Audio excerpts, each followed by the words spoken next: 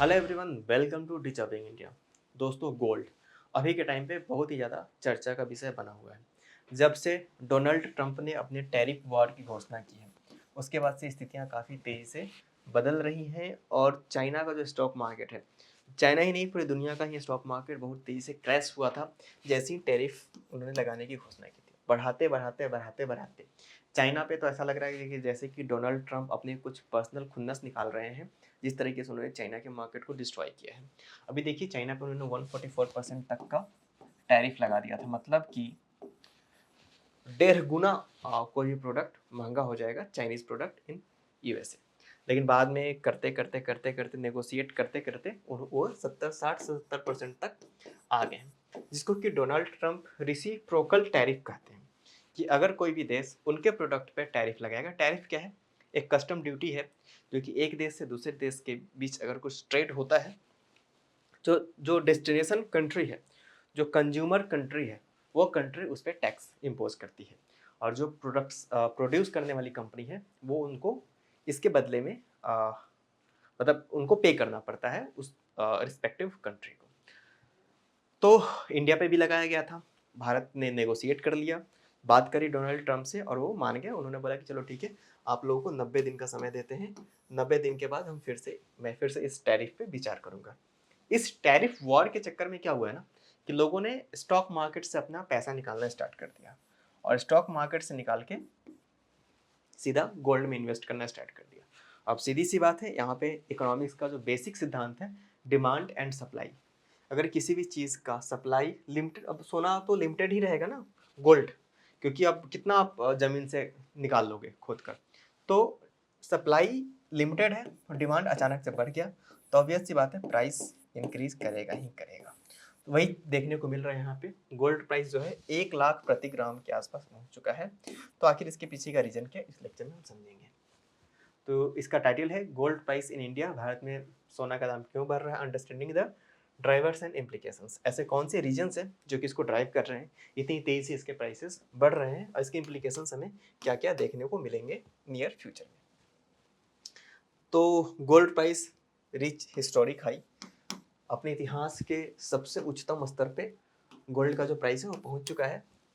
Gold price in India breach 1 lakh पर 10 ग्राम on MCX, मतलब कि 1 लाख को टच कर गया है, जो 24 कैरेट का गोल्ड है। ड्राइवर्स क्या है?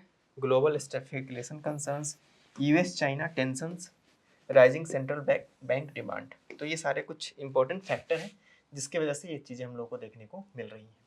What is the gold rate? Gold rate क्या होता है बेसिकली? तो अगर हम बात करें, इसका जो क्लासिक डेफिनेशन है, market price of gold typically measured पर 10 ग्राम इन इंडिया। भारत में पर 10 ग्राम में हम इसको मेजर करते हैं। इसको मापने का एक तरीका है पर 10 ग्राम। इंपॉर्टेंस क्या है?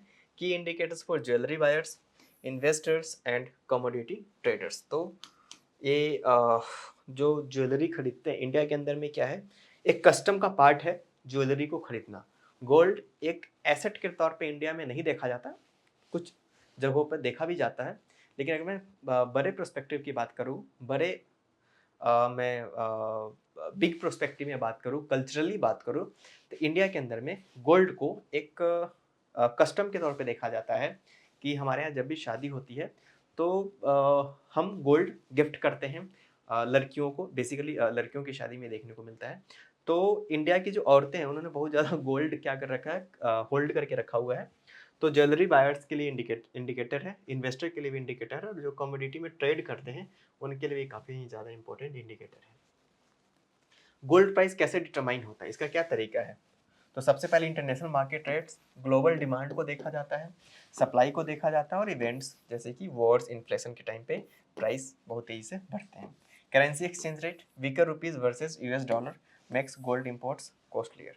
तो जैसे ही इनके बीच कुछ फ्लैक्चुएशंस देखने को मिलते हैं, relationship between dollar and INR, Indian rupees, अगर मैं इसकी बात करूँ तो इंपोर्ट ड्यूटीज एंड टैक्सेस की अगर मैं बात करूँ, तो high import dependency means changes in duties और GST affect prices. Demand and supply trends, जो कि मैंने पहले ही बताया आपको। फेस्टिवल और वेडिंग सीजन्स में इंक्रीज हो जाता है डिमांड और ये प्राइस को इन्फ्लेट कर देता है। बाकी local jewellers and making charges की वजह से ही प्राइस में फ्लक्चुएशंस हम लोगों को देखने को मिलती है। फैक्टर्स क्या क्या है जो कि गोल्ड के प्राइस को इम्पैक्ट करता है, इफेक्ट करता है? सबसे पहले इन्फ्लेशन और इंटरेस्ट रेट्स की बात करूंगा मैं। Geopolitical crisis, central bank reserves and government regulations भी एक इंपॉर्टेंट फैक्टर निकलकर सामने आता है। कॉन्सिक्वेंसेस क्या है राइजिंग गोल्ड प्राइस के? तो पॉजिटिव फॉर इन्वेस्टर्स, प्राइस बढ़ता है तो जिन्होंने पहले से इन्वेस्टमेंट के पॉइंट ऑफ व्यू से खरीद के रखा, अभी के टाइम पे वो क्या कर सकते हैं, प्रॉफिट बुकिंग कर देते हैं। नेगेटिव फॉर कंज्यूमर्स, जो कंज्यूमर्स जिनको खरीदना होता है उनके लिए नेगेटिव होता है, क्योंकि अब उनको उसी 10 ग्राम पे पहले जहाँ पे 70,000 देना था अब उनको 1 लाख देना पड़ रहा है, तो ये उनके लिए बुरी खबर है। ट्रेड बैलेंस इम्पैक्ट, तो ट्रेड बैलेंस में भी इसका एक इम्पैक्ट देखने को मिलता है और इन्फ्लेटरी प्रेशर भी देखने को मिलता है, इन्फ्लेशन भी बढ़ जाती है इसकी वजह से, क्योंकि जैसे मैंने बताया इंडिया में एक कस्टम है, एक ट्रेडिशन का पार्ट है, एक रिचुअल है गोल्ड खरीदना और गोल्ड देना। अक्षय तृतीया के दिन भी हम लोग गोल्ड खरीदते हैं, ऐसा मानते हैं। कुछ लोग धनतेरस जो दिवाली से पहले आता है उस अवसर पर भी गोल्ड खरीदते हैं। उनकी ये मान्यता है कि अगर हम इस दिन गोल्ड खरीदेंगे तो हमारे यहाँ प्रोस्पेरिटी होगा, समृद्धि आएगी और लक्ष्मी माँ की कृपा बरसेगी। तो ये भी एक रीजन हो जाता है। Regional variations of in gold price, क्षेत्रीय वेरिएशंस क्या देखने को मिलता है गोल्ड के प्राइस के इंक्रीज होने में? तो सबसे जो फैक्टर्स हैं, ट्रांसपोर्टेशन कॉस्ट देखने को मिलता है, लोकल डिमांड और अदर रीजनल एलिमेंट्स भी। इसके अलावा भी बहुत सारे ऐसे फैक्टर्स हैं जो कि इसके लिए इम्पॉर्टेंट फैक्टर के तौर पे रोल प्ले करते हैं। इम्पैक्ट क्या है इसका? Significant price difference across states and cities in India, तो भारत के अलग अलग शहरों में गोल्ड का प्राइस में भी थोड़ा बहुत उतार चढ़ाव हमें देखने को मिलता है। तो इस लेक्चर में हम लोगों ने समझा कि गोल्ड प्राइस इन्फ्लेट क्यों हो रहा है इंडिया के अंदर में। तो आज के लेक्चर में फिलहाल इतना ही, अब मिलेंगे नेक्स्ट लेक्चर में। Thank you very much.